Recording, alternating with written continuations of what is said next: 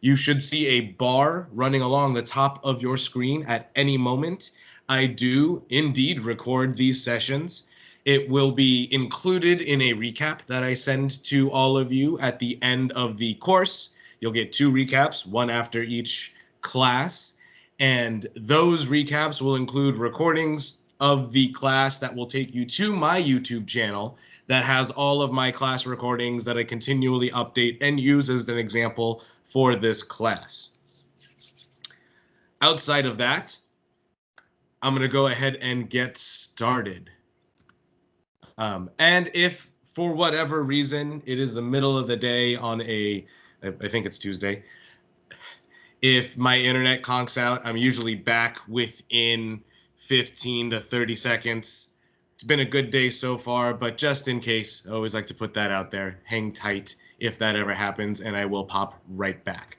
So before I dive in to YouTube as a platform, and most of this class is just going to be me operating on a shared screen, kind of guiding you through some of what I'm talking about. But I've got some really cool statistics that I want to share in regards to thinking about YouTube as a arm in a larger marketing strategy, the same way you would any kind of physical media that you're sending out, or your Instagram and Facebook accounts, or your LinkedIn account. You guys get the idea, right? This is something that should be thought about in the same way you think about how you market the rest of your items, similar to a social media calendar or a marketing calendar that might have items that you can pre-plan ahead. So when you start thinking about, once you have the actual channel set up, right, and you start getting into the conversations about what your content looks like, you want to pre-plan in setting up something like this, how it will fit into the rest of that system, because YouTube is the second most viewed website in the world, and each visit involves an average of 6.5 page views. So when you think about page views on a platform like YouTube, that means videos. Now, that doesn't necessarily mean they are watching every video to the end, but they're watching the videos to the point where it will register as a watch, which is usually about 30-45 seconds. And users on average are visiting about 6.5 videos per view. It hosts over 2 billion logged in users every month. So that's almost 1/3 of all internet usage happens on YouTube. And to think about growth, for an example, 2 years ago, almost to the date at this point, YouTube's logged in monthly users was at 1.8 billion. So they've been able to grow at about a rate of 100 million per year. 73% in regards to usage of platforms by US adults. I put these two up here because, again, when you think about how this fits into a larger strategy that you can develop with your marketing specialist like myself or the one in your region, you want to think about how this works with all of your other platforms. YouTube could be the host for the videos that you are sharing on platforms like Facebook, which also holds 69% of online or 69% of usage when it comes to widely used online platforms amongst adults. 70% of people will watch what YouTube recommends by its algorithm. So that means the little right-hand bar you see, or the videos that pop up during and after, or during the end of, or at the end of the videos, depending on how you upload them, almost 3 out of 4 users will click their next video based on those suggestions. So when you think about, again, strategy, right, being what I constantly harp on that, because you don't want to start a marketing marketing arm just like you wouldn't a Facebook or an Instagram, and then not have a plan to continually post on that platform. So if you really want to leverage this to gain new potential clientele and eyeballs, or to continue to market yourself to your consumer base in new and in creative ways to encourage them to share your brand to other users, regardless of what the piece of marketing.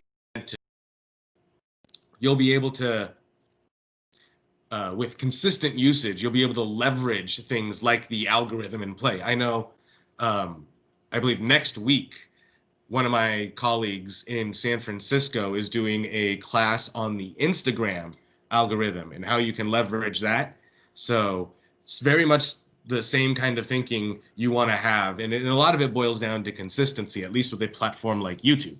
So this was a long rant about basically that if you post on this consistently, you'll drive your users to more similar types of videos, and you can curb that to keep users on your channel, making it a strong part of a cyclical marketing brand, which what I talk a lot about my agents with, if you think about your website as that central hub for your brand, and arms are things like Facebook, Instagram, LinkedIn, if you have newsletters that go out or magazines, and your YouTube channel are all built to drive traffic either across these other platforms to keep users engaged with you and your brand, or ideally force them to the website where they can see everything, both real estate and beyond, related to your business, and can have, at least if you're using the InTouch website as an example, there's on every single page a way they can sign up to register to be a part of your CRM. So now they can get continually messaged from you. So you want to go into this trying to think about how much you can get out of it with what you can share with your consumer base and beyond, right? What value do you provide as an agent? And again, this was just a really cool stat I wanted to throw up. This was before COVID got into full swing, so I'm really excited to see if the Pew Research Center did an update on it, but you can see just how much in regards to adults who are following platforms online, in regards to just self,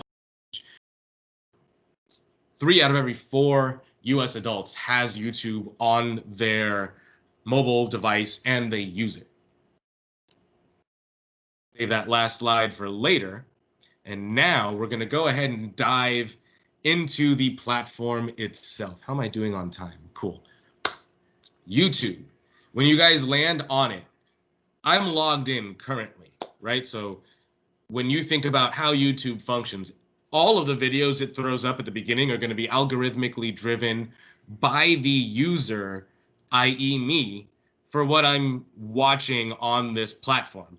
On the left-hand side, you've got your menu. Trending is what it sounds like. It will take any user to whatever are popular right now on YouTube. Subscriptions pertains to you specifically, anything you are following. Your library will take you to your video history, as well as your uploads and likes, which are also located right here. Your videos, watch later, liked videos. We're going to get into more of all of this stuff in part 2, so I'm just going to kind of scrub over it.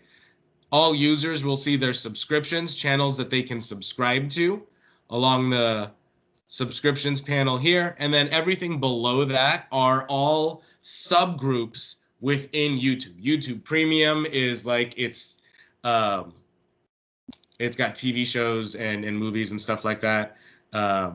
Gaming, obviously self-explanatory. Live is where users can, if particular, a lot of this goes to like different kinds of streamers and stuff like that. None of this stuff is really pertinent to you as a real estate agent and how you want to leverage this platform. So again, I'm just kind of glossing over the more from YouTube section, and we'll get into the settings in just a sec. But I'm going to go back home. I'm actually going to log out of my account. So you're getting to your account is always as simple as clicking on the little head in the corner. If any of you use Gmail, you'll be familiar with this because it's the same way Gmail operates. And also, if you have a Gmail account, you also have a YouTube account.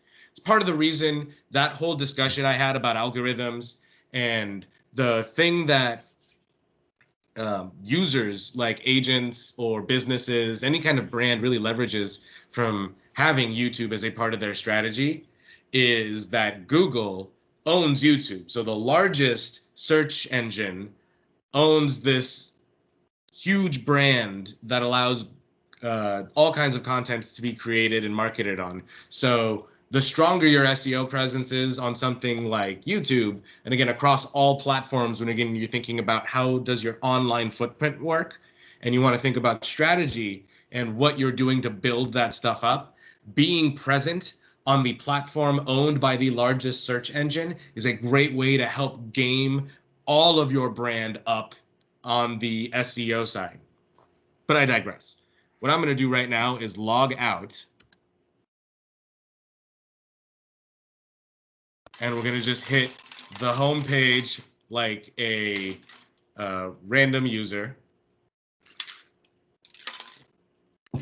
Because I want to start with everybody just showing how you would create your account if you don't already have one set up. Now, when I talk about an account, you're going to see, obviously, I've got all kinds of different accounts that you can utilize. I'm going to hit use another account because you can sign in as a brand new user. This account that you are using to manage your YouTube never has to be client facing, meaning anybody that responds to anything to this account, it doesn't have to end at this Gmail that you have. You can forward it to wherever it needs to go. Or if you have an existing Gmail account for your business, then you don't need to pay attention to what I'm talking about. But what you do want to make sure you have is I'm going to hit create account. And what you're going to see here, there is a small difference between personal accounts and what are called brand accounts that manage a business. And if you hit that, you will see you'll be able to put in your name, an email address, create your password. I'm just going to go ahead and sign into my account so I can show you kind of the Google account side. But the difference between a brand account is it's a business account, right? You can put in your address, you can have your account linked with any of your Google business options that are available, like any advertising or Google AdSense accounts, things like that. But the main thing in regards to YouTube that a brand account gives you is the ability to control the name of your channel. So if I click, now I'm signed in, if I click on your channel, whoop, this account is not a brand. So the channel is just my name. If I create a brand account, I've got a little example here, and I'm going to include this in your recap.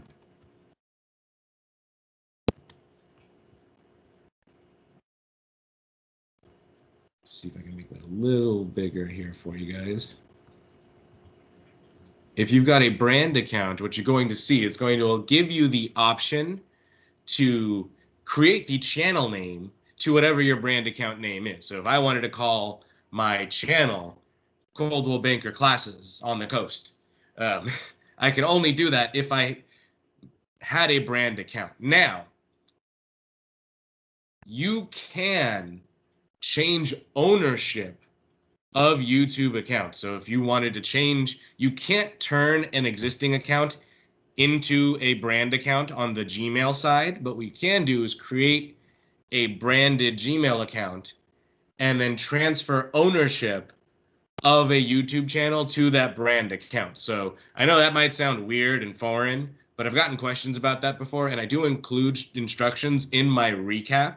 So I'm just going to put a pin in this and say, if you do have specific questions, please feel free to reach out to me about that in regards to your own circumstance. Like if you've already got an existing account, but it's not under a brand account and you want some of these features made available, and you can't get your answer in the recap, feel free to shoot me an email.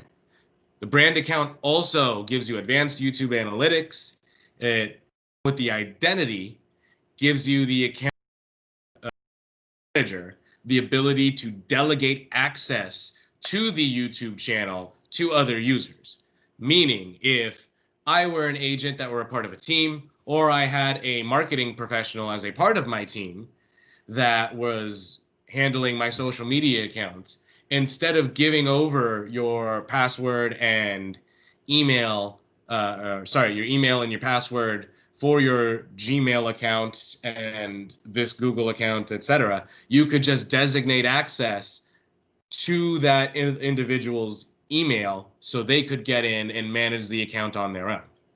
This could be done for multiple users and for multiple channels. You can manage multiple channels under one brand account if you had the reason to.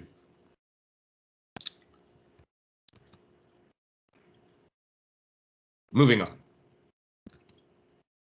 As you can see here, when you're logged in, I went right to your channel. That brings you to your channel from consumer view, minus these two buttons. Consumers do not obviously see a customize channel or manage video button. Got about 10 minutes here, so I'm just going to briefly talk about the layout, and then we're going to dive into any questions anybody has before we go into part 2, which will break down the YouTube studio, which subsequently will allow us to dive into more of the settings. But when you're thinking about YouTube, doesn't allow a whole ton of customization to the layout here. I mean, you can add different playlists, and you can add what are called featured videos. So what we're looking at is what the channel would look like if a returning subscriber visited. So one of these 46 people that are subscribed to the channel came back. What the first thing they would see here is my latest, I always have my latest class uploaded here.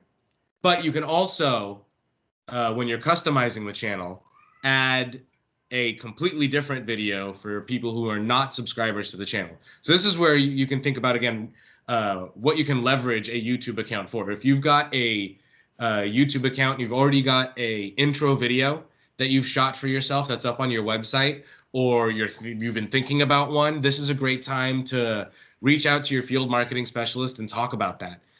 Something brief, 60 to 90 seconds, that shares your excitement about your own brand and the region in which you operate, and that introduces everyone to the kind of stuff that they might be able to find on your platform, which both on your website and your YouTube channel, your Instagram channel, your Facebook channel, etc., are a slice of life of what it's like to work with you as a real estate agent, and what it's like to live in the communities that you serve and operate in, and what kind of attachment you have to those communities, so your consumers can see or not necessarily see, but be shown the knowledge base by example, kind of different marketing pieces that you can create to show off, again, your connection to your community. You can share these videos once they're on here. They can be posted and hosted all different kinds of places. But I digress.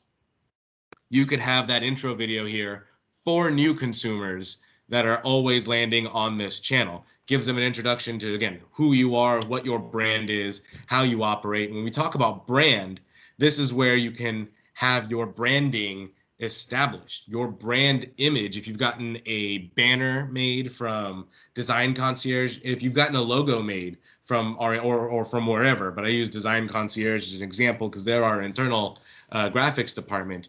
This is where you start to really think about, okay, how am I flexing that across all of the collateral that I produce as an agent? And just like the Nike swoosh is on everything they make, is my brand represented everywhere?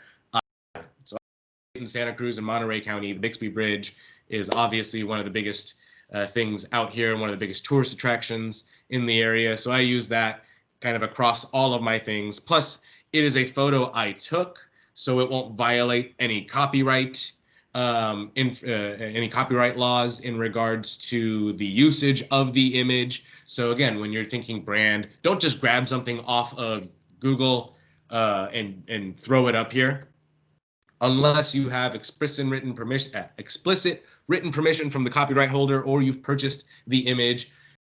This is, again, you want to think about branding, brand opportunity. We'll talk about uploading and setting up all this stuff in part 2, but you'll see the rest of what gets laid out here. I've created 2 playlists, classes, and then the other section by default is always going to have your uploads at the bottom.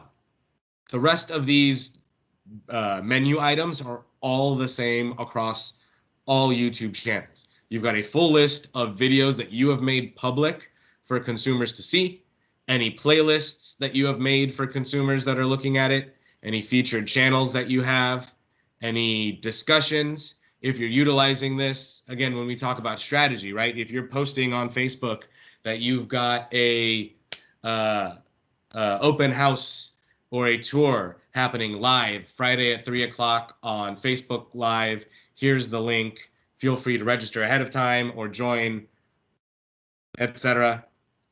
And you would post that, you'd send that to your sphere, you'd post it on your Facebook, you would post it on your Instagram. You can also post it here on the discussion board. You would leverage this discussion board the same way you are any other discussion boards on any other version of a platform that is a part of your strategy, because the whole goal here is to grab your consumer wherever they're at and guide them back to your website, or through whatever featured content you have back to your website where they can shop and discover everything there is to know about your brand.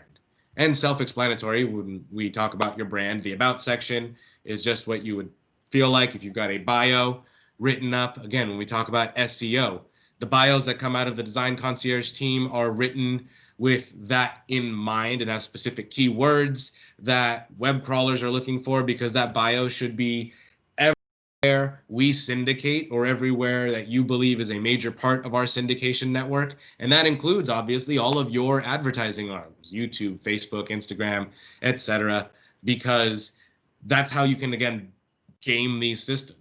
Google owns YouTube. So again, when people search certain keywords and those web crawlers are searching, or someone types in your name and they're searching and it grabs your bio across all of these search pages, and there's a consistency to it, it will flood the first page of YouTube, of Google, for using them as an example, with results that lead them to all different kinds of sources. Shows how large your footprint is across the internet, and it's the best way to make sure the SEO boost you get from Coldwell Banker and being associated with the brand. So that's it for part 1, guys. I know I did a lot of talking, and I probably came at you really, really fast. I'm going to open up the floor to any questions. Feel free to unmute yourself. If I can get back to the meeting, feel free to unmute yourself. I'm also going to... There we go. I'm also going to check the chat.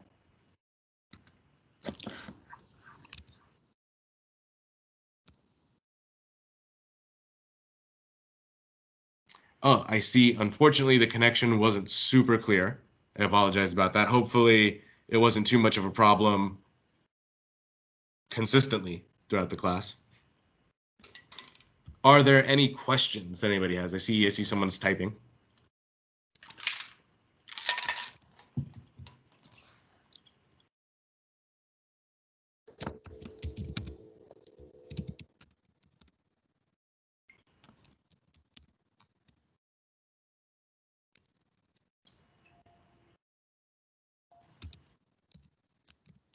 Someone has their hand up and their microphone unmuted. So I imagine there's a question coming.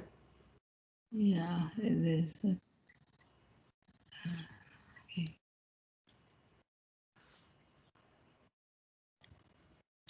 Well, while we wait for that, I can take this opportunity. Again, part 2 is where we're going to dive into actually editing all of this stuff in the settings and diving into uploading a video to the channel, what the YouTube Studio offers in regards to how you can promote that video and what's in there, all of the different parts, what the dashboard looks like, how the analytics come back.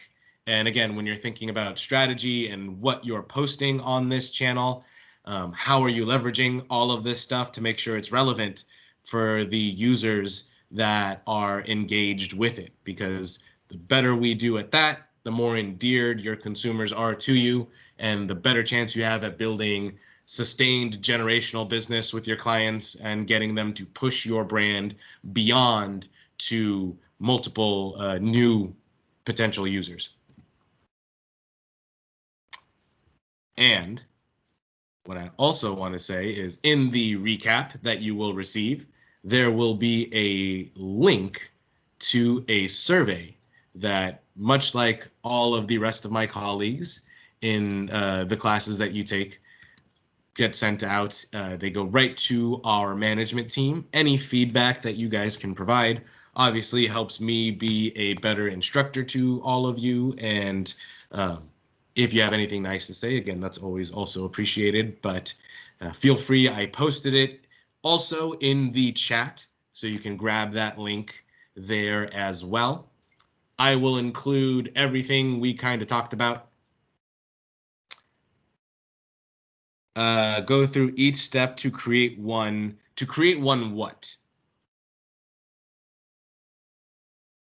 Because the creation of the channel is just done by setting up the, if you already have a Gmail account, then you'll already have a YouTube channel, because that's what you'll log in with.